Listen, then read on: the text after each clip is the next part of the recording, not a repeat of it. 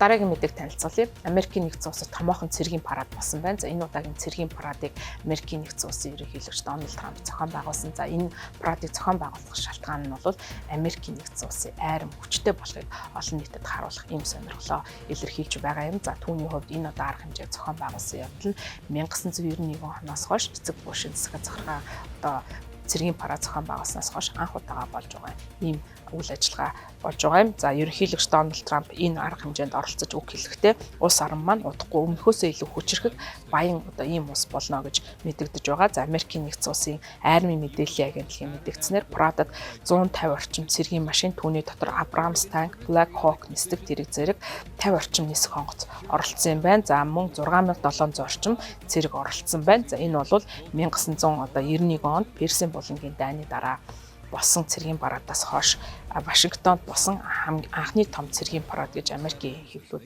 мэдэгдэж байгаа. За парад нь Линкольны дурсгалын одоо байгууламжийн орчмоос хөдөлж цагаан ордны зүг рүү чиглэн явсан ийм цэргийн парад болж байна. За Вашингтонд болсон арга хэмжээ армийн одоо 250 жилийн ойд зориулсан эх оронч одоо үзэл санааг түгээн дэлгэрүүлэх, за мөн цэрэг айрамдаа талархсан ийм сэдвийг гаргах зорилгоор зохион байгуулагдаж байна. За баярын арга хэмжээд мөн National Mall нэртэй одоо томоохон байгууламжийн ойролцоо, олон төрлийн үзэсгэлэн, фитнес тэмцээн, уралдаан, за мөн түүхэн дүрмт хувцас, тоног төхөөрөмжүүдийг үзүүлсэн үзэсгэлэн гарсан байна. За үүний зэрэгцээ энэ өдөр Америкийн нэгдсэн улс даяар бас Америкийн одоо энэ парад явуулж байгаа үйл ажиллагаа болон ерөнхийлөгч Дональд Трампыг эсэргүүцсэн томоохон хэмжээний жагсаал цуглаан болсон байна. За үүнийг бол хаангуй жагсаал гэж нэрлэгдэж байгаа. Зохион байгуулагчдын нэрснээр 2100 гаруй газарт тухайн жагсаал болж байгаа юм байна. За доор хаяж бол 5 сая хүн оролцсон. Америкийн айрам тухайн цэргийн парадта 40 сая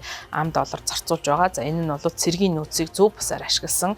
За зарим нь бол зэвсэгт хүчнийг улс төрийн зорилгоор ашиглах ийм үйлдэл гэж хүмүүс үзэж одоо бас хоорондоо жагсаж байгаа юм байна. За мөн Лос Анжелес хотод жагсагчид хотын захиргааны өмнөх талбайг дүүргэж жагссан байна. За тус хотод өнгөрсөн сарын 6-наас хойш Трампын засаг захиргааны нэвтрүүлсэн цагаачлалын бодлогыг эсэргүүцсэн хэд хэдэн эсэргүүцсэн жагсаал болж байгаа. За оролцогчдын зарим нь бол холбооны засгийн газрын байрлууд руу явж тэнд харуул хамгаалтанд байсан Тэнгисийн цэргийн албан хаагчтай тулгарчсан ийм үйл явдал болсон. За мөн цагдаа нар морь унсан албан хаагчдыг дайчлан тарах тушаалыг эсэргүүцсэн одоо жагсаагчдыг албатан тарах зэрэг үйл явц өрнөсөн байна.